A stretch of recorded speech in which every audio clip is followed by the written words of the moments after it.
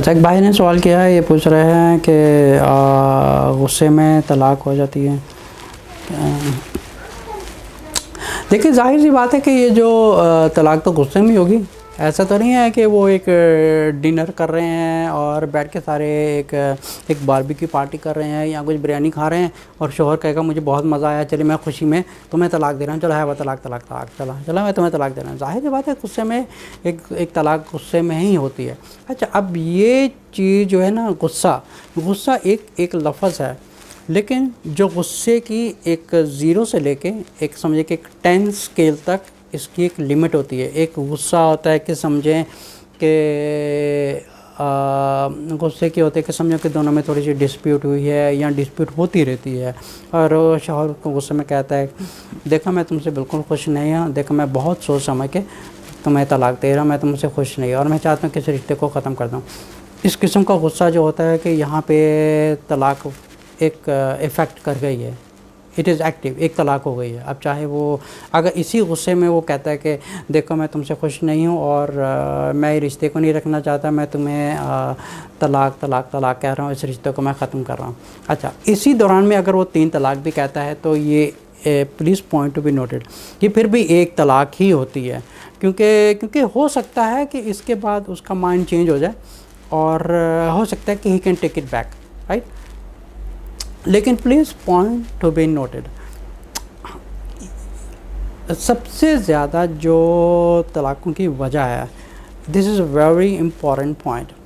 हर घर की जो बर्बादी है उसकी सबसे बड़ी जो बुनियादी वजह है 2 चीज़ें हैं। जिस घर में ये 2 चीज़ें नहीं है ना, उसका घर जो है समझो कि दुनिया में जन्नत है और आखिरत में भी उनको जन्नत नसीब होगी और दोनों इकट्ठे होंगे।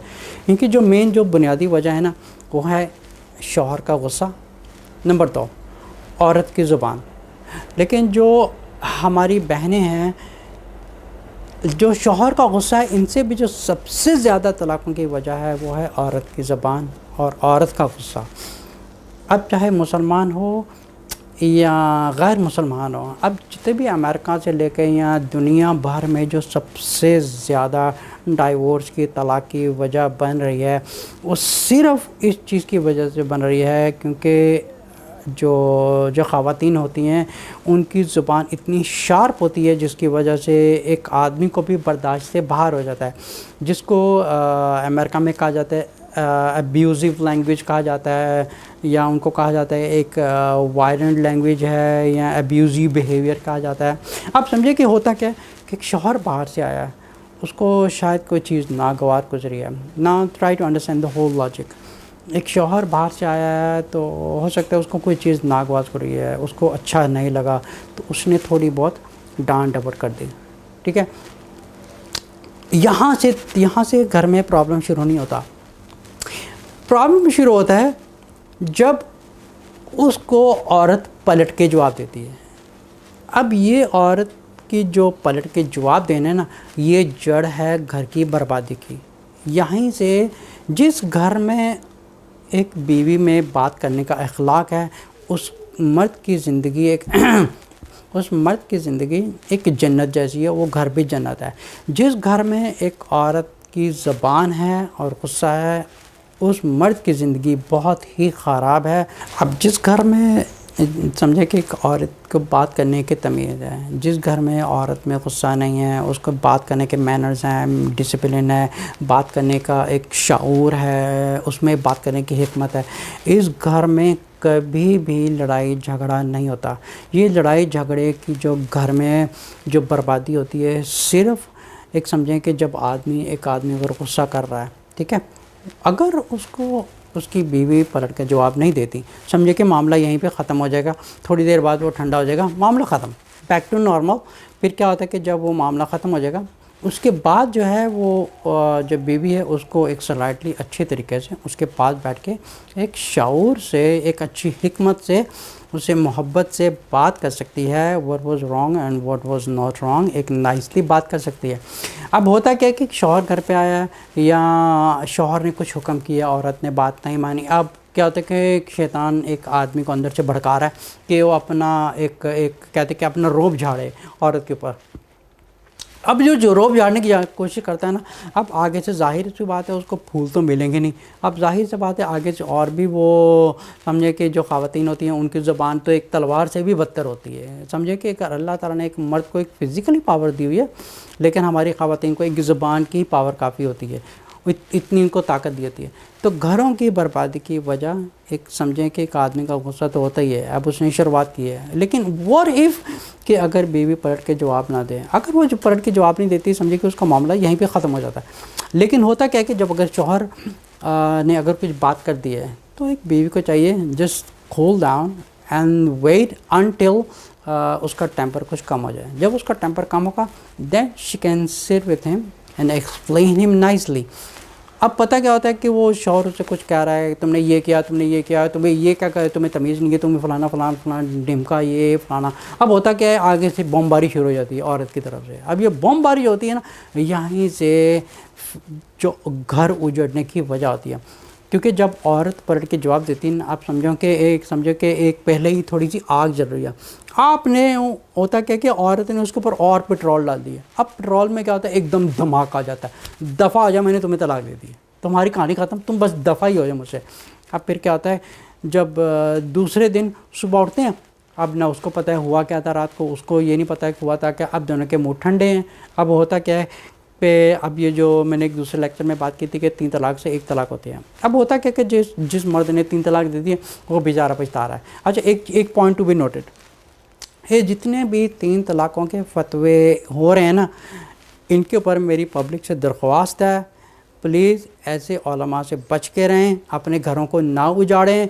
क्योंकि अल्लाह ताला ने I mean it's really logical to understand, जब एक आदमी को गुस्सा आ रहा है, मोर देन 85% से 90% मेरे पास इतने मैसेजेस आते हैं कि हमने 3 तलाक दे दी है और हम पछता रहे हैं। दुनिया में इतने घर उजड़ चुके हैं सिर्फ उलमा के फतवा की वजह से, क्योंकि उन्होंने 3 तलाक दे दी, अब फारिग हो गए हैं।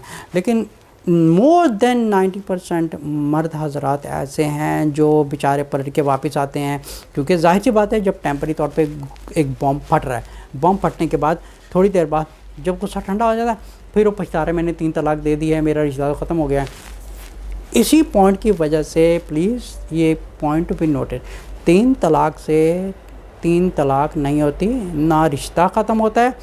और दूसरी बात है, अगर तलाक एक भी हुई है, प्लीज़ अंडरस्टैंड दैट, अगर गुस्से में तलाक एक भी हुई है, अब उस एक तलाक को भी पहले ये जांच पड़ताल करना पड़ेगा, उसको पूरा पहले समझना पड़ेगा कि जो एक भी अगर दी है तो वो भी हुई है या नहीं हुई है। अब हुई है नहीं हुई है, mostly like general answer to that is हो गई है। लेकिन किसी आलिम को ये नहीं चाहिए कि राइट अवे फतवा देने की हाँ तुम्हारी एक तलाक हुई है। पहले एवरी आलिम हैज़ टू, किसी भी मुफ्ती को या किसी भी हजरात को, जितने भी दीन सिखाने वाले टीचर्स हैं, इनके ऊपर ये फ़र्ज़ है, it is very obligated to them.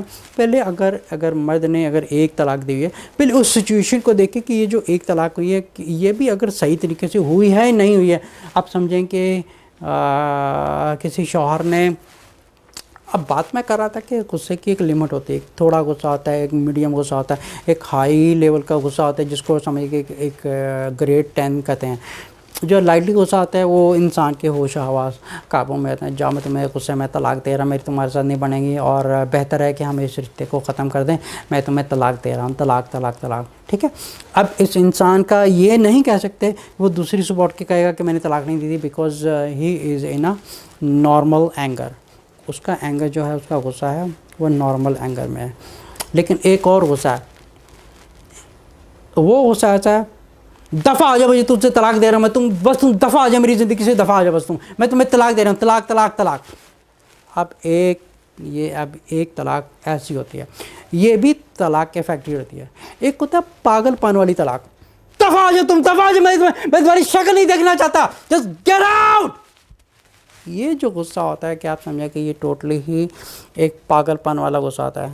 And this is the 3 rulings of the तलाक। एक होता है नॉर्मल जिसमें इंसान में थोड़ी समझ होती है, नंबर 2 होता है उसमें भी थोड़ी समझ होती है, लेकिन एक होता है पागलपन वाला। अच्छा, ये जो थोड़ा सा नीचे वाला लेवल होता है, इसकी जो तलाक होती है, दिस इज़ अफेक्टेड। जो सेकंड वाली है, this is also affected. Number 3 जो लेवल होता है वो एक है टोटली पागलपन। अब ये जो पागलपन क्या होता है कि पागलपन को टेम्परेरी होता है, थोड़े वक्त के लिए।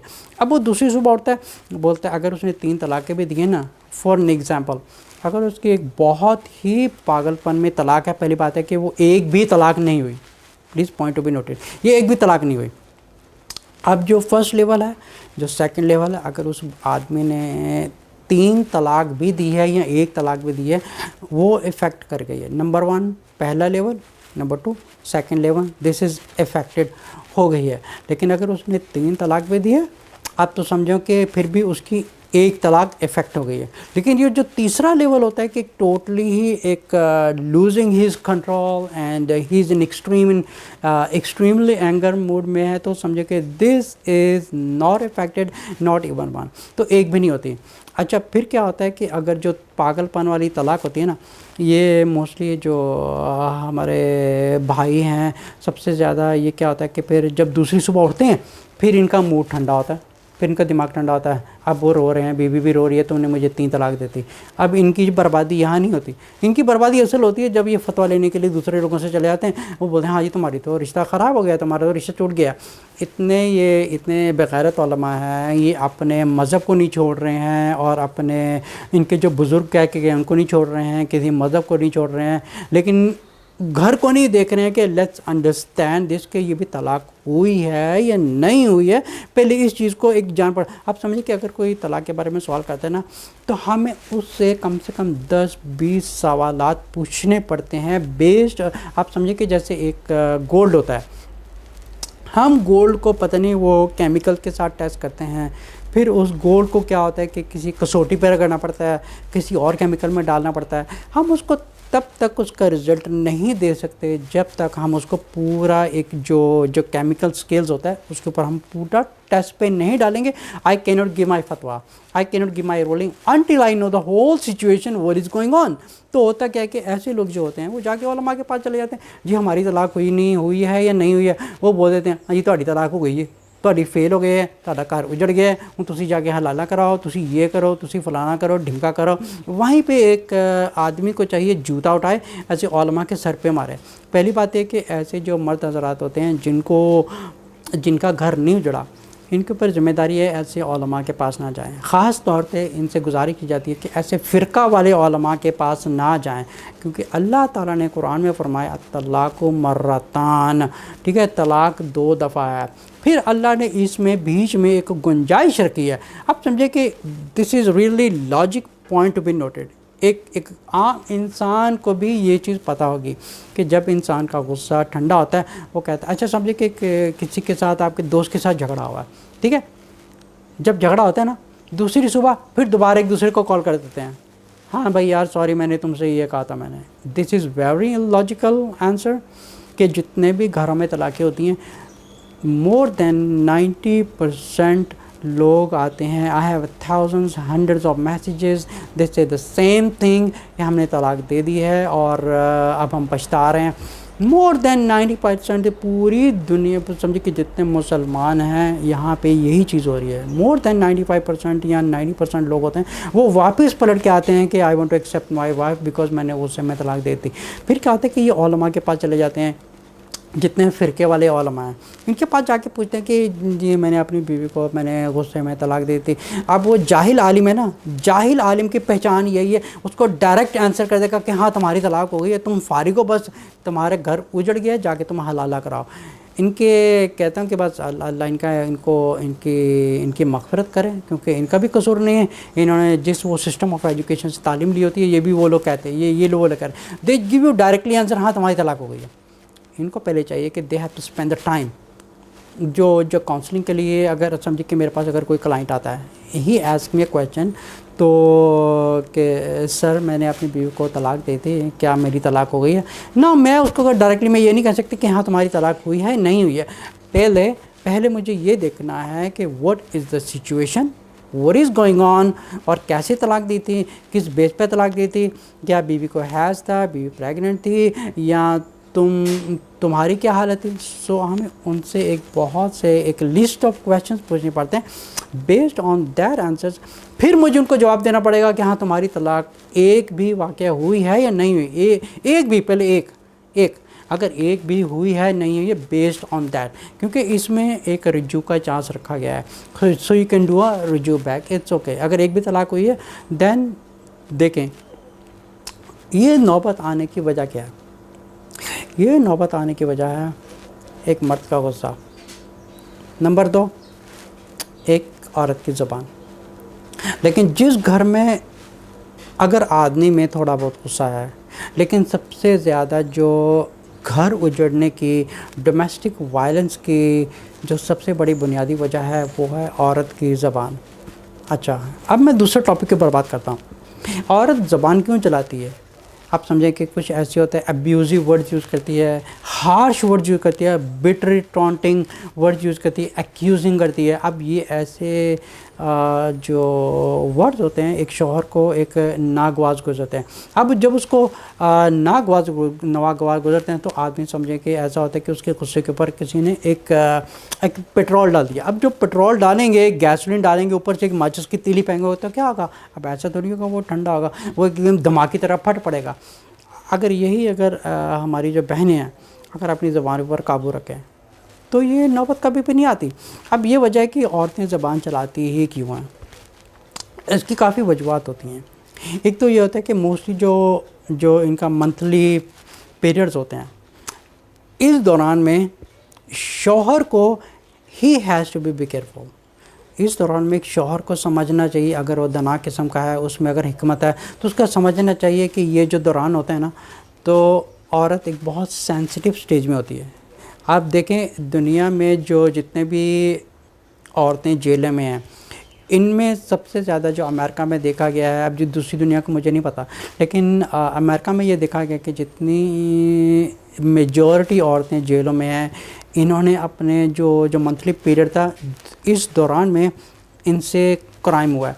क्योंकि होता क्या कि जब एक औरत हैज़ में होती है, क्योंकि क्या होता है कि जब इंसान नापाक होता है ना, उसका साथी एक शैतान आके उसके साथ लग जाता है जब तक वो नापाकी की हालत में है।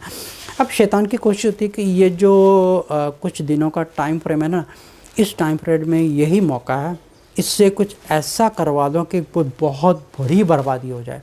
यहाँ समझो कि ऐसे भी देखेंगे जो एक्सट्रीमली वायलेंट हो जाती हैं, जो अब्यूज़िव हो जाती हैं, तो इसमें इस दौरान में एक शौहर के पास अगर हिकमत है ना, so he has to be careful. उसको थोड़ा बी केयरफुल होना पड़ेगा कि क्योंकि मेरी बीवी का जो मंथली पीरियड जा रहा है, so I have to be careful कि मैं अपनी बीवी से एक मोहब्बत से, अखलाक से पेश आऊँ। और ये है कि कोशिश करें कि शौहर जो है घर के कामों में एक बीवी का हाथ बटाए और बीवी को परेशान ना करे, तंग ना करे जब तक उसका हैज़ ख़त्म ना हो जाए। एक तो वजह ये हो गई। अब दूसरी वजह ये है कि एक औरत का एक बैकग्राउंड से एक चेन चली आ रही है। अब समझिए कि एक जो औरत है ना, अगर उसकी माँ ज़ुबान दराज है, वो अपने शौहर के साथ बुरा करती थी ना, तो बाय नेचुरली एक जेनेटिकली जरासीम होते हैं जो उस बेटी के अंदर जाएंगे नेचुरली। अगर उस बेटी को अपने ऊपर काबू नहीं है, वो भी अपने शौहर के साथ वही करेगी। लेकिन अगर अपनी जो नानी होती है, जो नानी को भी अगर हिस्ट्री चेक करेंगे उसमें भी सेम चीज़ मिलती है। अगर नानी की माँ को चेक करेंगे तो वही सेम चीज़ मिलती है। So this is like a chain coming up. अच्छा, ये चेन ब्रेक कहाँ पर होगी? चेन ब्रेक कहाँ पर होगी? जहाँ पर एक घर की खातून अपने आप को एक पूरी इस्लाम में ढाल ले और कुरान को इतना पढ़े कि उसके नफ्स को, उसके दिमाग को जो है ना एक चेन ब्रेक हो जाए। आप समझें कि अगर ये चेन ब्रेक नहीं होगी तो बाय नेचुरली क्या होता है कि जो औरत है, जो बहन है, उसकी अगर बेटी पैदा होगी ना, this is very natural, she will do the same thing to her husband. फिर क्या होता है, जो उसकी बेटी होगी, this will be keep going, the whole chain is like that, background से चले जाते हैं। अब कुछ ऐसी ख़वातीन होती हैं जिनमें हिकमत होती है, अपने शौहर से बात करने की तमीज़ होती है, मैनर्स होते हैं, डिसिप्लिन होता है। अब उनकी बेटी उनसे नेचुरली ये चीज़ अडॉप्ट करती है कि उनकी माँ कैसी है, उनको माँ को एक बेटी को सिखाने की ज़रूरत नहीं है कि बेटा तुम अपने शौहर से आराम से बात किया करो, या तुम ऐसे, she does not have to teach.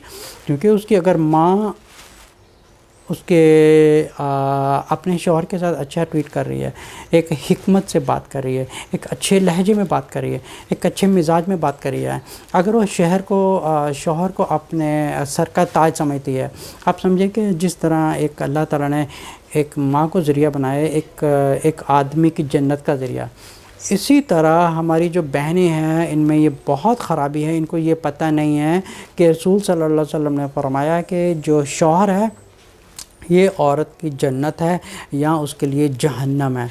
आप समझें कि ये वो गुनाह है जिसकी समझें कि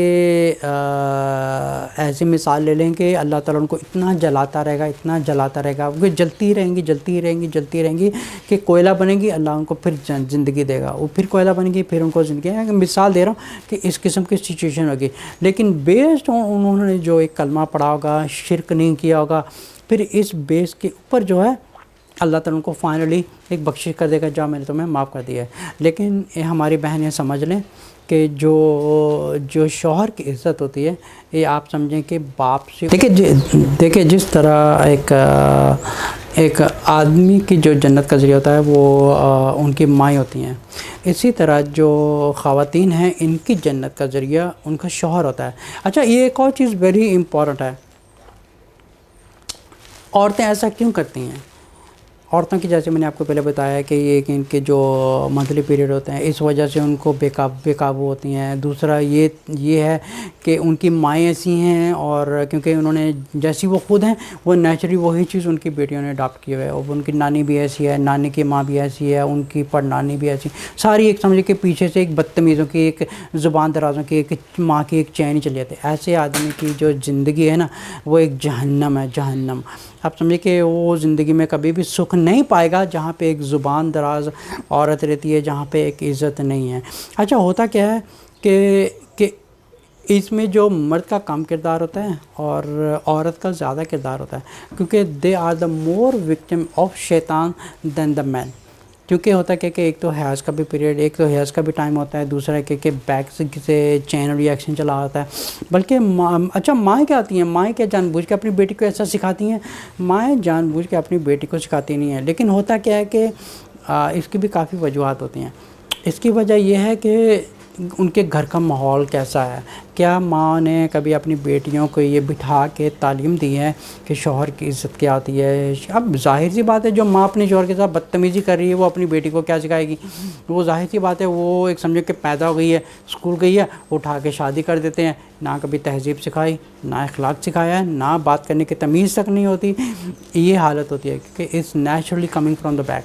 लेकिन जिस घर में एक इस्लामिक तालीमात होती है, उन माँओं को पता होता है कि हमारी जो बेटी है ये पूरी जो आने वाली नस्ल है उसका एक बीज होता है। एक जो लड़की होती है, लड़की एक समझे कि एक पूरा शहर, एक पूरा मुल्क बनने का एक छोटा सा बीज होता है। लेकिन अगर वो बीज ख़राब है ना, आप समझे कि पूरी आने वाली नस्ल एक ऑटोमेटिकली बर्बाद है। एक अच्छी, एक समझदार जना, एक हिकमत वाली औरत की पहचान क्या है? वो हमेशा अपने बच्चों को बैठ के तालीम देती हैं, उनको बात करने की तमीज़ सिखाती हैं, अखलाक सिखाती हैं, उनके दिल में अल्लाह और रसूल की मोहब्बत डालती हैं, रसूल सल्लल्लाहु अलैहि वसल्लम की कहानियाँ सुनाती हैं या दूसरे पैगम्बरां की कहानी सुनाती हैं। समझिए कि एक दीन वाला माहौल होता है। अब जिस घर में ये बदतमीज़ी होती हैं, ये समझे कि it's coming from the back and. तो लेकिन अगर जब औरत को ये कहा जाता है कि रसूल सल्लल्लाहु अलैहि वसल्लम ने फरमाया कि ऐसी औरतों का जो उनके लिए जो शौहर है या तो वो जन्नत का ज़रिया या एक जहन्नम का ज़रिया है, तो ऐसी बहनें अपना ख़ुद फ़ैसला कर लें। जितनी भी बहनें हैं वो ख़ुद अपने आप से पूछें, क्या आपका शौहर आपसे राज़ी है? आप अपने दिल से, आपका दिल इंशाअल्लाह ताला गवाही देगा कि आपका शौहर आपसे राज़ी है। कुछ और ऐसे भी होते हैं, वो कहते हैं कि चलो ठीक है मैंने दरगुजर कर दिया है। लेकिन ठीक है, एक शौहर अगर दरगुजर करता है, लेकिन ना what about in the eyes of Allah the profit सल्लल्लाहु अलैहि वसल्लम। अब अल्लाह ताला की नज़र में ये जो कर रही हैं, एक शौहर ने तो चलो माफ़ कर दिया आपको, क्या बदतमीज़ी कर रही हैं, बदअखलाक़ी कर रही हैं, वो तो माफ़ कर देता है। लेकिन what about in the eyes of अल्लाह?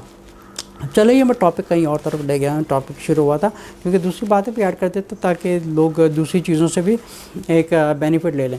लेकिन सवाल ये पूछा गया था कि गुस्से में तलाक होती हैं, एक गुस्से का लेवल होता है। अब ये होता क्या है कि गुस्से का भी एक लेवल होता है और हमारे जितने भी उलमा हैं उनसे एक दरख्वास्त है कि अगर आपके पास कोई तलाक का मसला आता है, पहले अगर आप कोई फतवा दे रहे हैं या कुछ आप किसी को डिसीजन फाइनल डिसीजन डिसाइड कर रहे हैं, किसी की ज़िंदगी का सवाल है, आपके डिसीजन से किसी का घर उजड़ सकता है, बच्चे उजड़ सकते हैं, बच्चे लवारिस हो सकते हैं, किसी का ख़ानदान बर्बाद हो सकता है एक जाहिलाना फतवे की वजह से।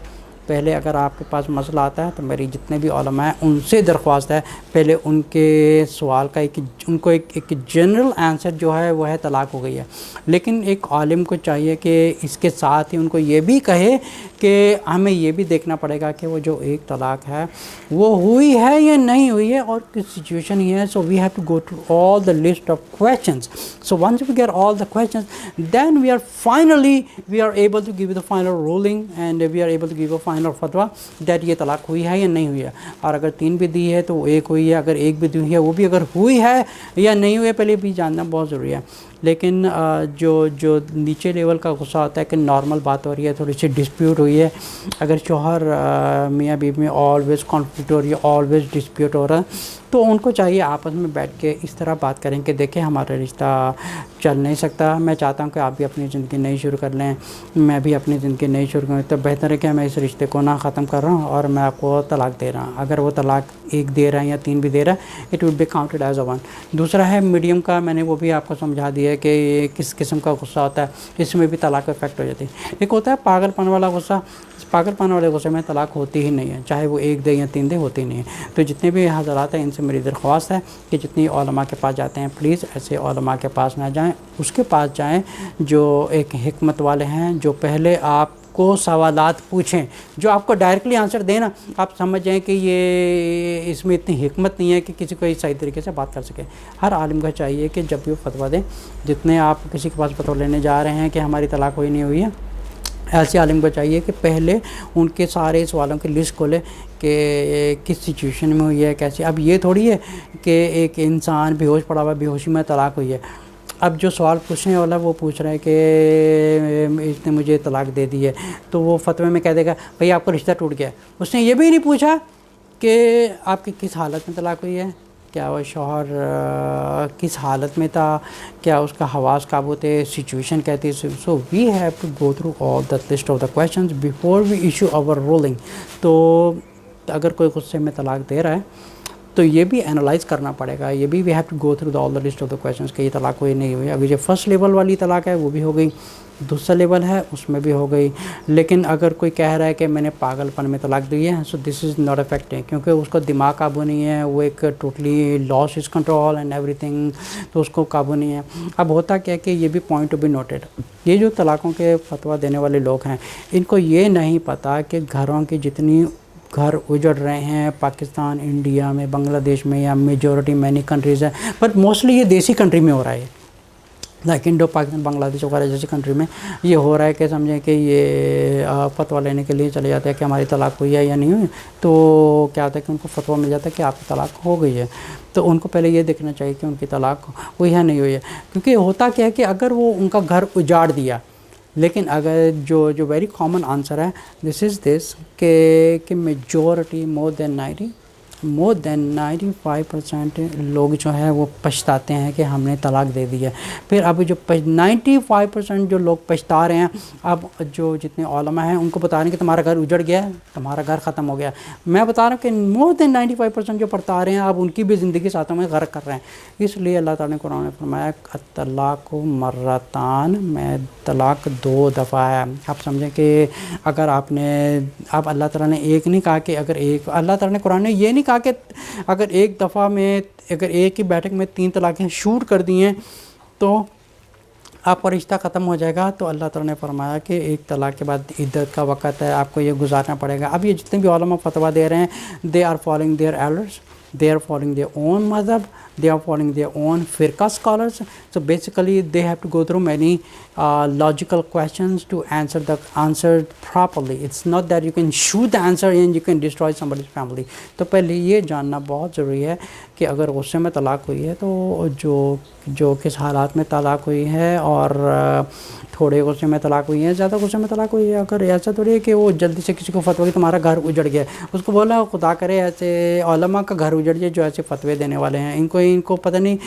I get a lot of messages कि जिसमें ख़वातीन मोस्टली जो होती हैं वो बेचारी फ़ोन के ऊपर इतना क्राई करती हैं वो, और बद्दुआएं देती हैं ऐसे उलमा को।